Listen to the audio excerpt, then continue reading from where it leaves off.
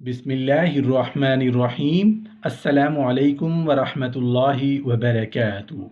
بیوی کے ساتھ سختی کرنے والے کا انجام، بیوی پر ظلم کرنے کا عذاب۔ مرد اپنے جسم کو لہو بنا دیتے ہیں جبکہ عورتیں اپنے جسم کو دودھ بنا دیتی ہیں۔ ضرورت پڑے تو بیٹیاں بیٹوں کا کردار بھی ادا کرنا جانتی ہیں۔ باپ نہ ہو تو بیوی خامن کا کردار بھی نبھانا جانتی ہے۔ یہ عورت ہی ہے جس کے دم سے دنیا میں رونقیں ہیں۔ یہ عورت اور بیوی ہی ہے جو اپنی جان پر کھیل کر، اپنا پیٹ کٹوا کر، سوئی سے اپنا پیٹ سلوا کر ہمیں باپ کا رتبہ عطا کرتی ہے۔ محترم ناظرین، نہایت ادب اور معذرت کے ساتھ کہ عورت نافرمان ہے، لیکن جتنی تشدد کا شکار عورت ہوتی ہے وہ ساری عورت کی غلطی کی وجہ سے تو نہیں ہوتا، کیونکہ مرد زانی بھی ہے، مرد شرابی بھی ہے، مرد جواری بھی ہے۔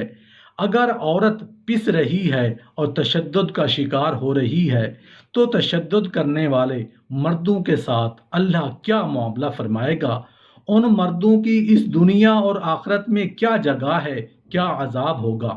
دیکھیں جی، چاہے وہ نیک دیندار ہیں، حج کریں، عمرے کریں، چاہے آنسو کے دریا یا سمندر تک بہا دیں، ان کی کوئی عبادت قابل قبول نہیں ہے۔ کیوں؟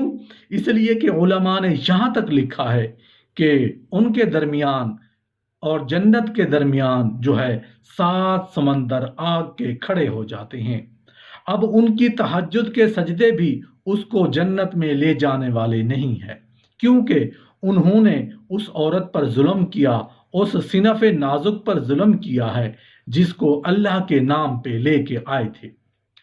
اس اللہ کے نام پر حلال کر کے لائے ہوں، ورنہ آپ سوچیں کہ ایک عورت صرف 2 بول کے ساتھ کیسے حلال ہو گئی، اور جس عورت کو آپ دیکھنے کی اجازت نہیں، ہاتھ لگانے کی اجازت نہیں، اس سے گفتگو کی اجازت نہیں، اور آج آپ کے لیے وہ عورت کا پورا وجود اور بدن حلال ہو گیا۔ صرف 2 لفظوں سے اس سے اللہ نے کہا یہ صرف میرے نام سے ہے، میرے نام کی برکت سے حلال ہوا ہے، اور پھر تو میری نگرانی میں ہے۔ جو تعلق جو ہے یہ جو اگر تم نے نبھانا ہے صحیح طریقے سے تو اللہ سے ڈر کے نبھانا، کیونکہ اس 4 دیواری میں تو میاں بیوی کے علاوہ تیسرا کوئی نہیں ہے۔ نہ میاں بیوی کے ماں باپ ہیں، نہ جو ہے کوئی دوسرے کے ماں باپ ہیں تمہیں دیکھ رہے ہیں۔ 4 دیواری میں ایک ذات تمہیں دیکھ رہی ہے، تم 2 کے درمیان تیسری اللہ کی ذات ہے۔ اب اگر شوہر نے ظلم کیا تو وہ سمجھ لے اس ظلم کا جواب اللہ تبارک و تعالی دنیا میں بھی دیں گے، اور دنیا میں دیکھا ہے کہ ایسے لوگ جو واقعی جنہوں نے ظلم کیا وہ فالج کا شکار ہوئے، وہ ان لوگوں کے اوپر کینسر کے مرض پڑے اور ایسی ایسی بیماری ان کو لگ گئی کہ آپ آج بالکل بے حال پڑے ہیں۔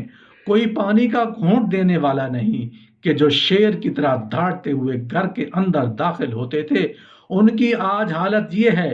اس لیے شریعت نے کہا ہے گھر میں شیر بن کے داخل نہ ہوں، شیر باہر بنو، شیر باہر بن کے قصب معاش کرو۔ ہمارے نبی جب گھر میں کیسے داخل ہوتے تھے، کتنی خوبصورت بات ہے۔ ایک مرتبہ آپ گھر میں داخل ہوئے تو حضرت عائشہ صدیقہ رضی اللہ عنہ نے پیالے سے پانی پی رہی تھیں، آپ جیسے اندر داخل ہوئے، کیسے داخل ہوئے؟ یعنی ہنستے کھیلتے، اور کبھی بھی نبی غم زدہ گھر میں داخل نہیں ہوئے۔ سبحان اللہ، سارے غم باہر پھینک کے آئے، مسکراتے ہوئے داخل ہوئے۔ اب اندر آئے اور پیالہ پکڑا، کہا عائشہ تمہارے ہونٹ کہاں لگے تھے؟ پیالہ سے پانی پیتے ہوئے کہا یا رسول اللہ اسی جگہ اپنے ہونٹ، اپنا منہ وہاں رکھ کے پانی پیا۔ خود سوچیں حضرت عائشہ کا دل خوشی سے کتنا دیوانہ ہو گیا ہوگا۔ ایسے شوہر ملیں گے۔ اور ایک مرتبہ آپ ایک صحابیہ کے گھر میں گئے جبکہ باری دوسری ازواج کی تھی۔ اب ان کا دروازہ کھٹکھٹایا حضرت میمونہ کا، اور دروازہ بند کر دیا، کہا میں نہیں کھول رہی۔ کہا دروازہ کھولو، کہا کہ نہیں، آپ حضرت سودا کے گھر کیوں گئے جبکہ میری باری تھی؟ آپ سیدھے آپ کو میرے گھر آنا چاہیے تھا، کیوں عذر ہو گیا، کیا تھا؟ نہیں میں نہیں کھولتی، بتاؤ پہلے۔ اب دیکھو یہ میاں بیوی، سبحان اللہ، نبی نے باہر کھڑے ہو کر فتویٰ نہیں لگا دیا کہ تو کافرہ ہو گئی ہے، میاں بیوی کا پیار بول رہا ہے۔ نتیجہ کیا ہوا؟ آپ نے فرمایا اصل میں بات یہ ہے کہ مجھے پیشاب آ گیا تھا اور اس سودا کا گھر قریب تھا، اس کا حجرہ میں جلدی سے وہاں پیشاب سے فارغ ہو کے آیا ہوں، ورنہ میرا آپ کی باری کے اندر خیانت کی نیت نہیں تھی۔ سبحان اللہ۔ اب انہوں نے دروازہ کھولا، آپ مسکرا کے اندر داخل ہوئے، آپ نے اس موضوع پر بات ہی نہیں کی دوبارہ، اور گھر میں ہنسنے کھیلنے میں مشغول ہو گئے۔ اسی طرح نبی فرماتے ہیں کہ میں تم میں سے سب سے بہترین ہوں، تم میں سے بہترین وہ ہے جو اپنے بیوی بچوں کے ساتھ بہترین ہے۔ تو ہمارے نبی نے ایسی عملی زندگی گزار کے بیویوں کے ساتھ سکھائی ہے کہ اگر آج ہم اس کا نمونہ دیکھ لیں تو گھروں کے اندر محبت و پیار، جنت العزیز زندگی آ جائے۔ لیکن آج کیا ہوتا ہے؟ ہم اپنے منصب پر اکڑ کرتے ہیں۔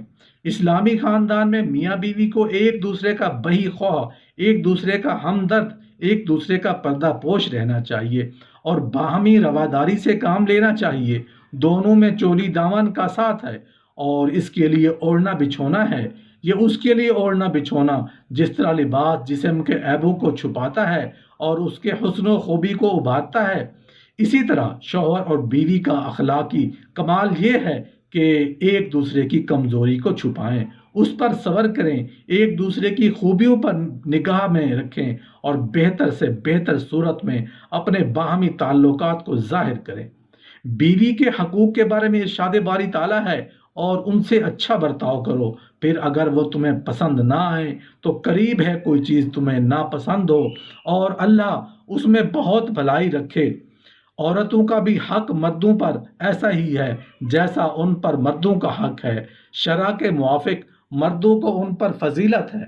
رسول اللہ صلی اللہ علیہ وآلہ وسلم کا ارشاد ہے، میں تمہیں عورتوں کے ساتھ اچھے برتاؤ کی وصیت کرتا ہوں، تم میری اس وصیت کو قبول کرو۔ بے شک وہ ٹیڑھی پسلی سے پیدا کی گئی ہے، اور پسلیوں میں سب سے زیادہ ٹیڑھا اوپر کا حصہ ہے۔ اگر تم اسے سیدھا کرو گے تو توڑ دو گے، اور اگر اس کو چھوڑ دو تو یہ ٹیڑھا ہی رہے گا۔ دوسری روایت میں ہے کہ عورت ٹیڑھی پسلی سے پیدا کی گئی ہے، وہ تمہارے لیے سیدھی نہیں ہو سکتی۔ اگر تم اس سے فائدہ لینا چاہو تو اسی حالت میں نفع حاصل کرو، اور اگر تم سیدھا کرنا چاہو گے تو اسے توڑ دو گے، اور اس کا توڑنا اسے طلاق دینا ہے۔ رسول اللہ صلی اللہ علیہ وآلہ وسلم نے فرمایا، عورتوں کے معاملے میں تم اللہ سے ڈرتے رہو، کیونکہ تم نے ان کو اللہ تعالیٰ کی امان کے ساتھ لیا ہے۔ رسول اللہ صلی اللہ علیہ وآلہ وسلم نے فرمایا، تم میں سب سے اچھا وہ ہے جو اپنے گھر والوں کے ساتھ بہتر سلوک کرتا ہو۔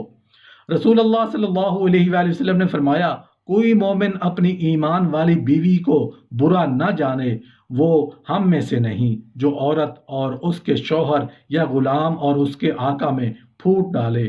رسول اللہ صلی اللہ علیہ وآلہ وسلم نے فرمایا، کامل مومن وہ ہے جس کے اخلاق اچھے ہوں، اور تم میں بہترین وہ ہیں جو اپنی بیویوں سے اچھا سلوک کریں۔